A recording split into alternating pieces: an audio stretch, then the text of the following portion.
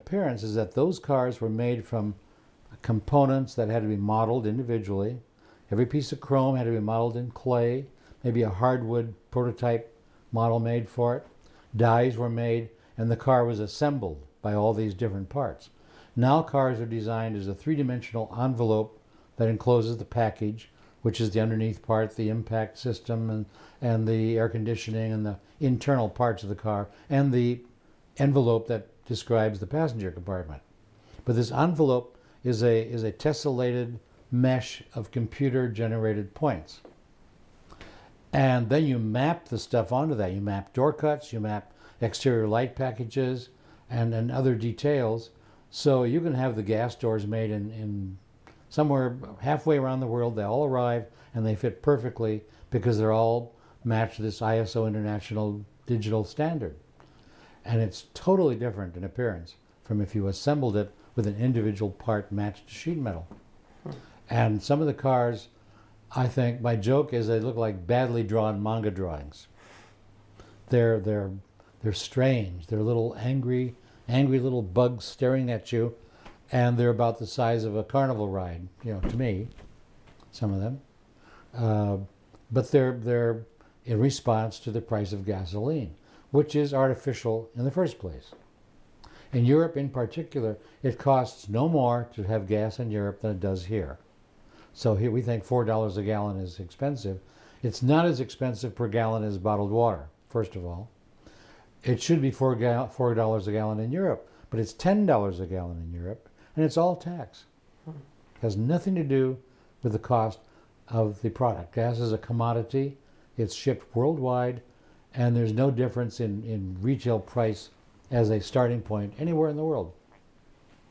10 years from now, 20 years from now, what do you think it's simply going to become, little tiny electric cars, or is that ever really going to happen? Well, the battery technology is advancing very rapidly. That's the key to an all-electric car. Tesla makes a Roadster and a sedan, and they have hundreds and hundreds of little batteries all lined up in series. Because big batteries, the technology was bought by the oil companies. Chevron bought a lot of battery technology, and you have to claw that out of their hands and so you can develop it, because they don't want to lose their oil profits, which are immense. But the hybrid is now the best answer because you aren't limited to the length of time until your battery runs out. You have a little donkey engine, we used to call them, little engine, low capacity like the Prius, and it feeds electricity into the battery system, and when the battery runs out, you still have this generator on board that's feeding electricity to your system. So it's probably the best solution right now as an interim. And as gasoline use drops all over the world, the oil companies have to figure out something else to do. So they're funding alternate sources also. For that reason, it's just the business of a business is to stay in business. So that's what they're in the process of doing. A slightly tongue-in-cheek question, but I'm just curious what you think it would be in reality. So when I was a kid, most of us were promised a flying car by the time we were adults, and I've resigned myself to the fact it's probably not going to happen in my lifetime. Do you think there ever will be flying cars, and should there ever be, what would the urban impact be, is a serious question. Well, you can buy a flying car thing now for about $120,000. But you think of, you have 4 people on board this machine. It has to be very lightweight, carbon fiber or something, because you don't want dead weight, because you're lifting off from a dead standstill. So you're lifting dead weight up, and then you have to control it for flight patterns and all that. And right now it's all fans. It's circulating fans, like a helicopter. You can put them in a little shroud, which increases the efficiency of the downdraft. But you need a very robust power source to do this. And the Blade Runner car, for instance, the spinner, was imaginary technology, because the spinner was about the size of a Camaro, or now a mid-sized car. But to have these automobiles under private ownership flying around an urban, imagine rush hour in the morning. You have people coming up, people coming down, in and out of the pattern constantly. You've got tens of thousands of them. And it's true, computers are getting very fast, very, very, very big, and very cheap. But you would need a very, very fail-proof, almost, system to keep all these things on track and in and out of the system at their own. If you control it past a certain point, then it doesn't make any sense to have one, because you have to follow a flight path that's prescribed, and you can't go where you want to go point to point like you can with an automobile.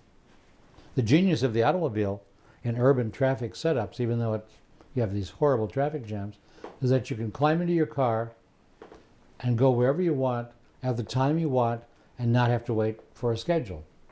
That's the genius of it. And you're private. You can listen to your music. If you still smoke, you can smoke. You're in your own private rolling environment. And that's very, very attractive on a personal level. And that'll probably never go away, right? I don't think so. You'll have timeshare vehicles. I've rendered those, 40, 50 years ago, where you purchase time to use a vehicle and then you climb out of it and somebody else uses it. And there's social niceties and social imperatives in that too. But that way you don't have to pay to own this thing. It's like hiring a taxi, but you're in the vehicle yourself. And once you get self-driven capsules or traffic units or something that talk to each other and are part of the system, then you have a non-linear, per choice, per trip system that duplicates what people have with cars now. And that's the ultimate nice way to have it. And you think that'll happen eventually? Yes, I do. Computers are so good. They've now had computer-driven vehicles. Google has been doing this for several years now. They're vehicles that take pictures. Mm-hmm. They have somebody on board in case something really goes wrong, but they're all autonomous vehicles going around these cities. I didn't know that, really. And the DARPA, which is the U.S. Defense Department research group, they sponsored that race into Las Vegas across the desert. The first year, what did they have? 17 entries or whatever. You can look the figure up. Only like 2 of them made it past the first, kilometer. And they're so good. They can navigate around rocks and so forth. There's new walking vehicles the Army has developed that are self-stabilizing. You can kick it and it'll recover and stand back up again. So it's the robotics of controlling motion, whether you're riding this thing or whatever, are advancing very, very rapidly.